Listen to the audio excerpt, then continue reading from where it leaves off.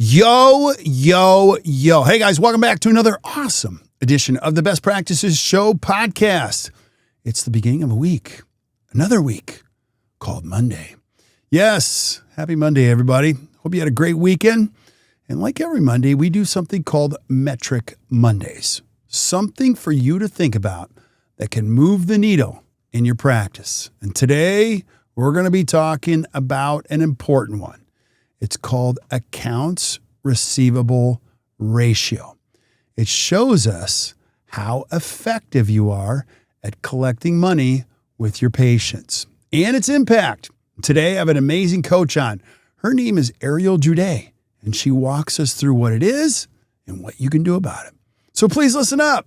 Hope you guys enjoy this, and I hope you enjoy your Monday.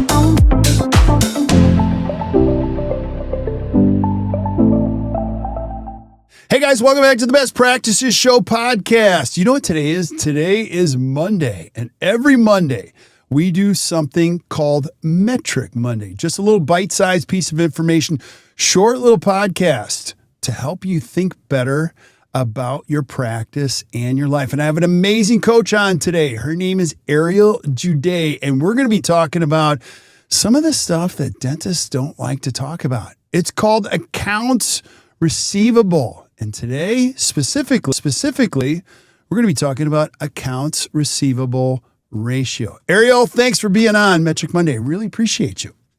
Yeah, happy to be here. Yeah. Now, what's really fun is Ariel is an amazing coach over here. And with every coach, they all have superpowers. And Ariel has many of them. She's one of those people that made us better coming into our organization and helping us understand how this really works. But and you'll see that here in just a second. But Ariel, let's go high level. Let's just talk about this accounts receivable ratio. What is it and why is it important? Well, ultimately, accounts receivable ratio is going to tell us how well we are turning our production into collections, right? And how we can, the efficiency of that collections process. So just by looking at this one number, we'll have a decent picture of how well we are doing on that side.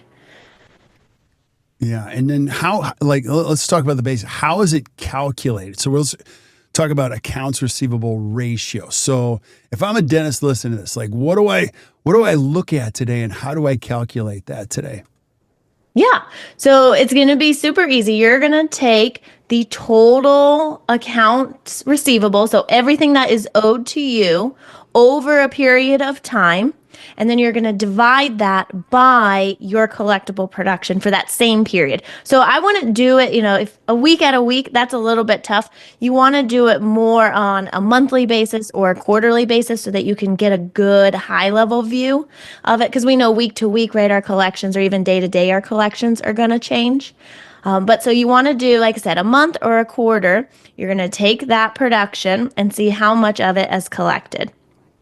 And you really want to stay into go ahead. Stay into that 1-to-1 ratio. So to know, okay, right, you're not in a perfect world. We produce it and we collect it same day, right? We know that that's not always going to be realistic. So to know if you're healthy, if you do 1-to-1, so meaning every dollar that you produce, you are not owed more than $1.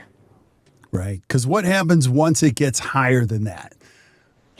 I mean, well, there's this whole formula about the time value of money, and it gets really complicated. And just on the team member side, right, is it gets really hard to collect the higher and higher it gets. Yeah. So let's go specifics. Like, give them an example. So if my average AR is let's say 90,000, what would that look like as far as a healthy ratio? So if your outstanding is 90,000, you would want your net production to be $100,000 or higher. right? Because that means then that you're producing more than what is owed to you. So that 90,000, if it's about at that 100,000, you're at 90 cents for every dollar. So you're in a healthy spot. I would say, hey, you have a good collections process. Your team is on top of it, right? And the little smaller you can even get that, the even healthier you will be.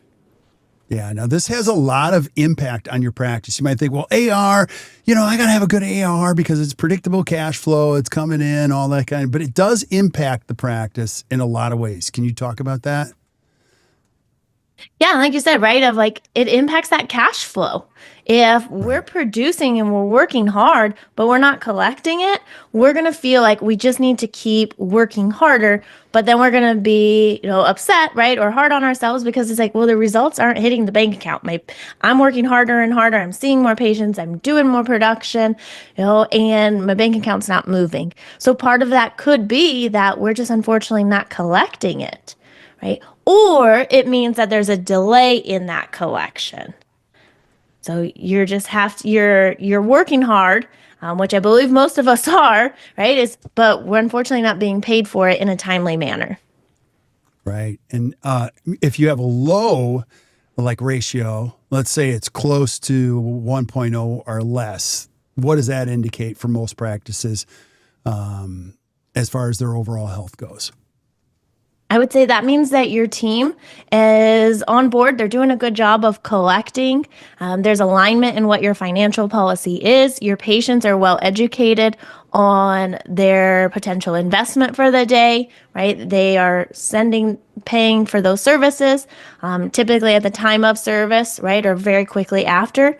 It also means that you're managing your insurance well and sending those statements out. So if you're, like you said, the 1.02 or less, then you're doing a good job, right? And you should thank your team and congratulate them because it's hard work. Yeah, and I wouldn't stop at 1.0 or even way less than that, even go into negative receivables. Now, we've talked about this in the past. Like some people don't even think that's possible, but what would you say to, because we do have some practices that get into a negative receivable situation, meaning they owe patients dentistry. There's upsides and downsides to everything, but is that possible in dentistry? I'm kind of leading you with that question, but. Absolutely. Like you said, right? There's pros and cons, and you don't want to get too far, right? But absolutely, being that really close to it and owing patients dentistry is not a bad thing, right? That means that they've prepaid for their appointment. That means they're committed for it and they're showing up, right? And so I would much rather that than having to try and collect. And we all know that there are laws about managing credits and things like that. So you just have to stay on top of that. But if you're in the negative or close to it because your patients are prepaying for treatment, that's a good place to be. Yeah, in 31 years of doing this, I could do a whole half hour on stories about receivables. Number one, you have to know what your receivables are. There have been so many times where I've gone into a dental office and people have no idea what their receivables are, and they grow to a point where they're completely out of control. The other side of it is you see people that are really good at receivables. The downside of being in a negative receivable situation is you do owe patients money and you do have to have money saved. So nobody we've coached, but I've known many dentists that got into they're really good at collecting money, but they didn't save any of it. And so it's important to be financially healthy across the board because things can go wrong. One more benefit of negative receivables as you start to go in this direction is you're going to find people show up on time. They keep their appointments. It's amazing how that works. It's not anecdotal. It's actually, there's a link between those two, and you can see that the better that you get with financials. Now, let me ask you this, Ariel. Let's say I'm driving in the office, I'm listening to this podcast, and my AR ratio is not good. Give me a treatment plan, or a couple things I can focus on that might impact this metric today. Well, I'm first going to back up one more step. So when you run that report, remove those credits so that you can find out what the true accounts receivable is. A lot of our softwares will include those credits, and so they give us a false receivable. So remove those credits, then you can really do the math and see, okay, and let's say that you are in an unhealthy position. I'm going to say first breathe. It's okay. right? It is manageable. We can work through it. And then dive into, is that receivables due to insurance or patient balances, right? Because those are two different collection processes.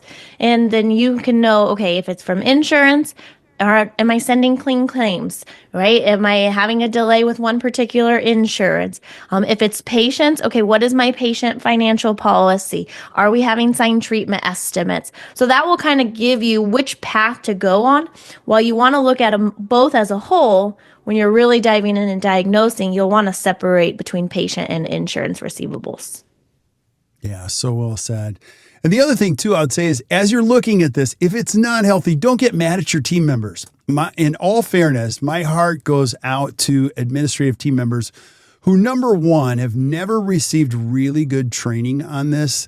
They're just doing the best that they can up there. And so start with let's find out what this is and let's make it a path together where time over time we can make that healthy. And I'll also say this, if it's unhealthy in your practice, let's say you go back and you check your accounts receivable ratio and it's not healthy. All we need to do is create progress. It doesn't need to be perfect, but let's say 1 month over 1 month or 1 quarter over the next quarter, it gets a little bit better. You're going to see everyone's going to feel better and it's going to have an impact on other things that happen in the practice. Don't you agree, Ariel?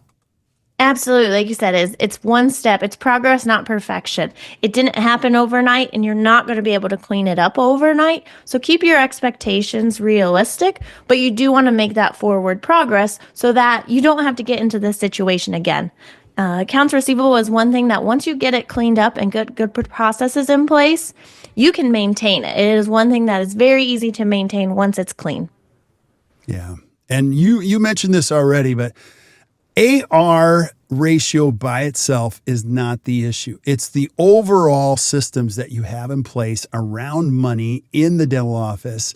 It's how you talk about it, being clear up front, asking for time and service. The better you get at each one of these touch points, the more this metric can be healthy over time. So, Ariel, any last thoughts before we say goodbye?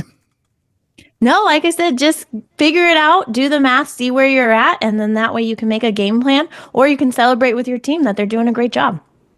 Awesome. Well, thanks for being on. Happy Monday to you. So awesome. Thank you guys for listening.